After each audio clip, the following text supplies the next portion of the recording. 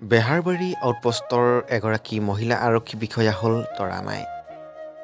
তৰামাই আচল নামটো হ'ল সীমা বৰুৱা।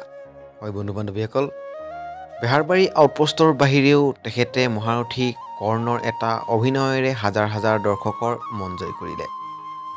এটা ভিডিঅ'ই ছ'চিয়েল মিডিয়াত খুবেই তোলপাৰ লগাইছে। সীমা বৰুৱা অৰ্থাৎ তৰামাইৰ সেই ভিডিঅ'টো বহুত দৰ্শকে উপভোগ কৰিছে আৰু বহুত দৰ্শকে এতিয়া উপভোগ কৰিব পৰা নাই। আজি মই আপোনালোকলৈ সেই ভিডিঅ'টো লৈ আনিছোঁ। আপোনালোকে ভিডিঅ'টো শেষলৈকে চাই থাকিব। ভিডিঅ'টো চাই ভাল পালে ভিডিঅ'টো এটা লাইক কৰিবলৈ নাপাহৰিব আৰু এটা কমেণ্ট কৰি আপুনি জনাব তৰামাই অৰ্থাৎ সীমা বৰুৱাৰ অভিনয়টো কেনে লাগিলে, আৰু ভিডিঅ'টো খুব বেছি শ্বেয়াৰো কৰি দিব। এতিয়া বলক তৰামাইৰ সেই অভিনয়টো আমি চাই লওঁ।